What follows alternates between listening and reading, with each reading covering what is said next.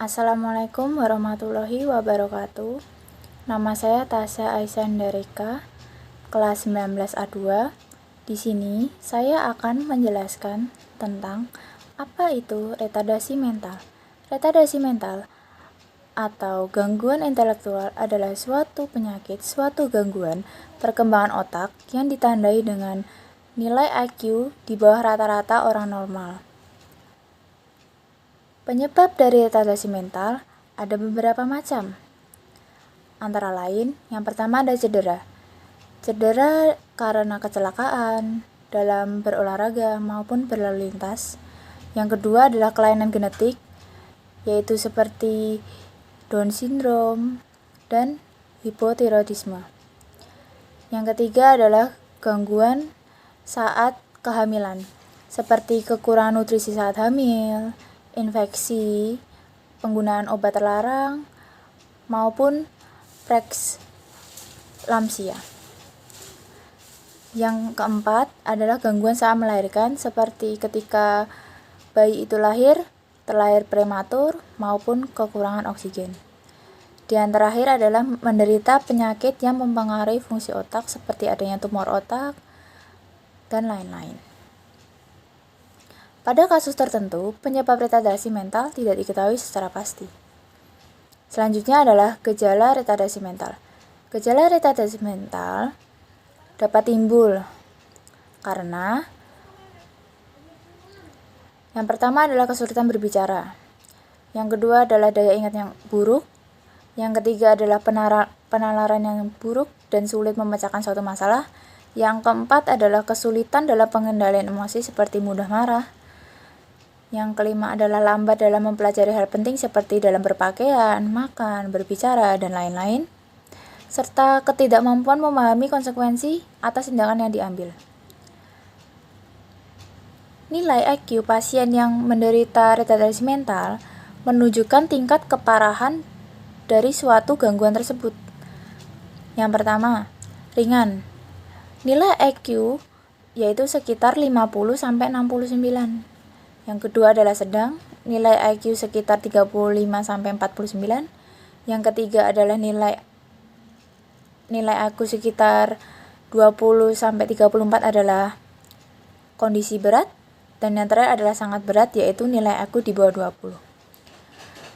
Pasien yang tergolong di kondisi sangat berat menunjukkan gejala lain seperti kejang-kejang, gangguan penglihatan, gangguan pengendalian gerak tubuh, maupun pendengaran.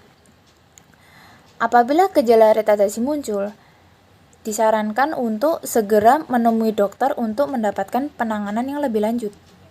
Selanjutnya adalah diagnosis retardasi mental. Dalam mendiagnosis, dokter akan memeriksa seluruh kondisi pasien.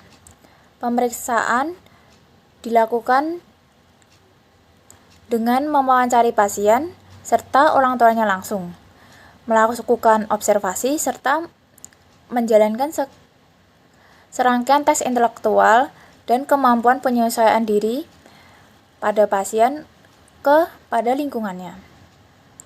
Seseorang yang menderita retardasi mental akan menunjukkan dua tanda utama, yakni kemampuan menyesuaikan diri yang buruk karena nilai IQ pada pasien memiliki nilai yang di bawah rata-rata.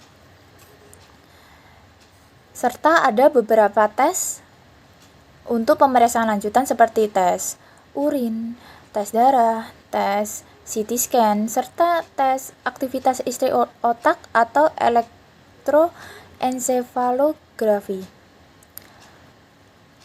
Lalu, dalam pengobatan retardasi mental, yaitu ketika ibu hamil yang sedang mengandung dapat melakukan tes USG atau bisa dengan pengambilan sampel air ketuban untuk mendeteksi apabila ada kelainan dalam pertumbuhan otak janin maupun kelainan genetik. Selanjutnya, penanganan yang dapat dilakukan pasien retardasi mental adalah memberikan terapi-terapi khusus agar pasien tersebut dapat beradaptasi dengan lingkungannya serta berkembang secara normal dengan kondisinya. Contoh terapi yang bisa dilakukan biasanya adalah IFSP, yaitu Individualized Family Service Plan, serta IEP, yaitu Individualized Education Program. Dalam terapi tersebut, dokter ataupun terapis melatih pasien untuk mengendalikan gejala yang dialami. Jika pasien kesulitan dalam fokus, dalam berbicara, dalam mungkin makan, dalam kegiatan yang keseharian lainnya, bisa dibantu oleh terapis maupun dokter. Orang tua pun dapat membantu perkembangan pasien, seperti membiarkan pasien mencoba hal baru, memberitahu dia agar pasien tersebut dapat mandiri dan tidak bergantung orang lain. Yang kedua adalah mencari cara agar penyakit tersebut itu bisa diringankan. Yang ketiga adalah pasien diberikan aktivitas seperti aktivitas yang baik, aktivitas yang bagus, untuk meningkatkan sosial pasien tersebut, seperti bersekolah, bermain bersama, dan lain-lain. Yang terakhir, tidak lupa memperhatikan perkembangan pasien di sekolah, di lingkungan sekitar, maupun di rumah. Selanjutnya adalah pencegahan retardasi mental. Penyebab retardasi mental dapat dihindari dengan cara tidak merokok, berhenti dan menghindari konsumsi alkohol, menjalankan vaksinasi, mengkonsumsi vitamin, serta mengkonsumsi makanan 4 sehat 5 sempurna, serta pemeriksaan rutin check-up dokter setiap beberapa waktu sekali.